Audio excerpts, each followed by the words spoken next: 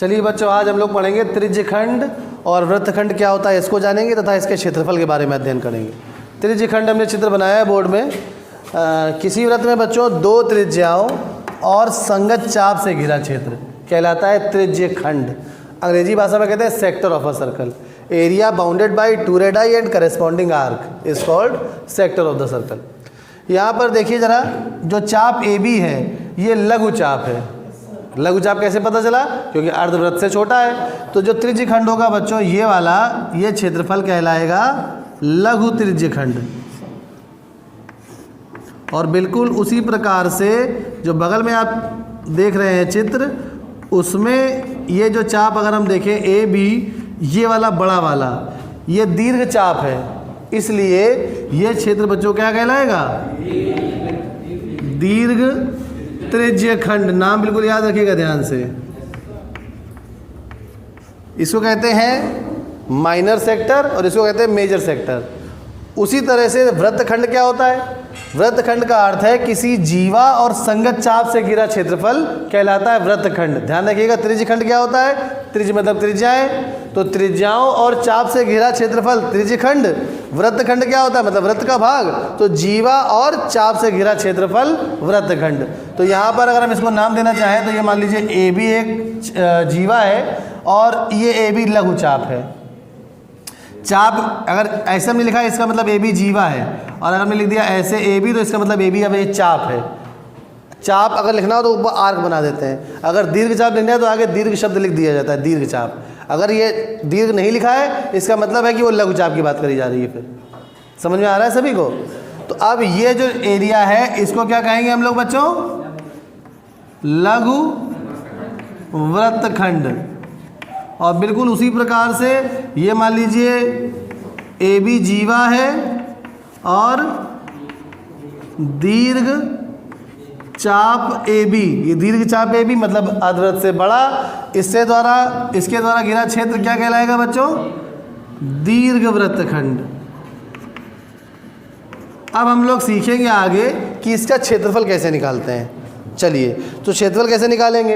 अब इधर देखिए जरा, एक वृत्त है, इसमें मान लीजिए हमने त्रिज्या बना ली OA, और अगर हम OA के अलॉन्ग रोटेट कर रहे हैं तो ये पूरा कोण कितना होता है? 360।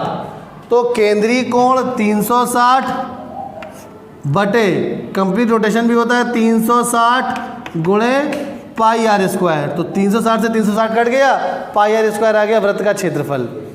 बिल्कुल इसी प्रकार से बच्चों यहाँ पे करेंगे। यहाँ पे पूरा वृत्त का क्षेत्रफल तो निकालना नहीं है, हमें खाली इतना भाग निकालना है। तो इसके लिए चाप ए बी द्वारा केंद्र पर अंतरित कोण, केंद्रीय कोण क्या है? थीटा। तो ये हो जाएगा, यहाँ पे थीटा का मान कितना था? अगर हम यहीं पर रुक जाते, जैसे मान लीजिए यहाँ से चलते और यहाँ पे रुक जाते, अब थीटा का मान लीजिए 120 होता, तो अब इसका क्षेत्रफल क्या आ जाता? 120 बटे 360, अगर त्रिज्या आर है तो गुणे पाई आर स्क्वायर। तो बिल्कुल इसी प्रकार से सूत्र अब यहाँ पे बन सकता है जनरलाइज फॉर्म में कि अगर केंद्रीय कोण थीटा है तो इसका क्षेत्रफल क्या आ जाएगा? तो इसका क्षेत्रफल आ जाएगा, किसका क्षेत्रफल लिख रहे हैं हम? जिसके नीचे लिख रहे हैं उसी का क्षेत्रफल है ये। लघु त्रिज्यखंड का क्षेत्रफल theta upon 360 into pi r square वर्ग इकाई। उसी प्रकार से बच्चों दीर्घ के लिए भी है, कोई भी अंतर नहीं है। अब की बार केंद्रीय कोण ये थीटा है तो इसका भी क्षेत्रफल क्या होगा?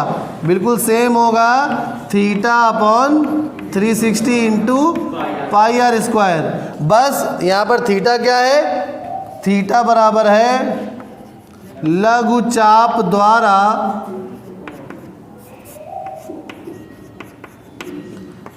केंद्र पर बना कोण, और यहाँ पर बच्चों क्या है? थीटा।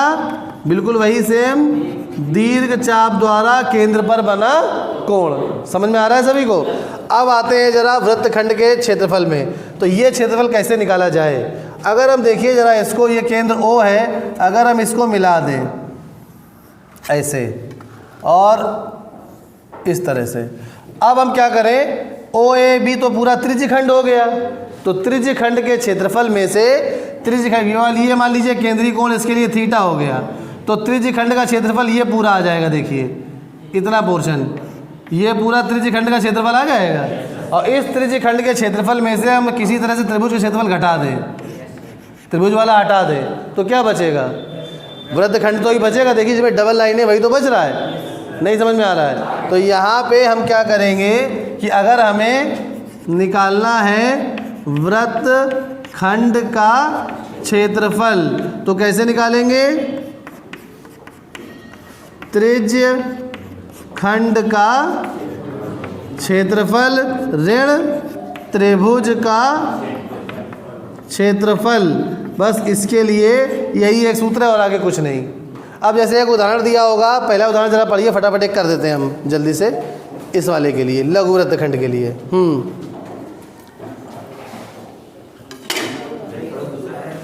त्रिज्या 4 सेंटीमीटर वाले एक वृत्त। तो अब देखिए त्रिज्या 4 सेंटीमीटर, यहाँ पे फटाफट नोट करते हैं। यहाँ पर क्या दिया गया है? त्रिज्या 4 सेंटीमीटर। आगे वाले वृत्त के त्रिज्य खंड का क्षेत्रफल ज्ञात कीजिए। ये पुस्तक का एग्जाम्पल नंबर 2 है ना? हाँ ठीक है। जिसका कोण 30 अंश है। मतलब केंद्रीय कोण कितना दिया गया है? 30 अंश, और आर का मान दिया है 4 सेंटीमीटर। तो आप क्षेत्रफल निकाल लेंगे। देखिए बैठिए कैसे निकालेंगे। देखिए क्या लिखेंगे? सूत्र पहले लिखेंगे, त्रिज्य खंड का क्षेत्रफल बराबर theta upon 360 into pi r square. Pi का मान जब नहीं दिया गया है, क्या दिया है? 3.1, तो वही यूज़ करेंगे फिर जो दिया है। तो थीटा कितना है?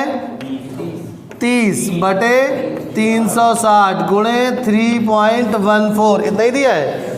और गुणे रेडियस कितनी है? 4 गुणे 4। तो अब ये 0 0 कट गया, 3 1 कम 3, 3 दूनी 6। अब ये हो जाएगा 4 1 कम 4, 4 तिहाई 12, तो 4 1 5 3 8 3 पॉइंट। अब 3.14 दिया है कि 3.142 दिया है? 3.14। और देखो यूज़ अंदर क्या किया है? 2 तो नहीं किया है, 3.142 तो नहीं यूज़ किया कैलकुलेशन में। तो आप कोई बात नहीं, ये 3 से नहीं कट रहा है, तो इन दोनों का गुणा करके आप 3 से भाग देके दशमलव में आंसर लिख देंगे। बस कर लोगे सभी लोग? गुणा करिएगा और 3 से भाग देके उत्तर लिख दीजिएगा। चलिए बच्चों धन्यवाद।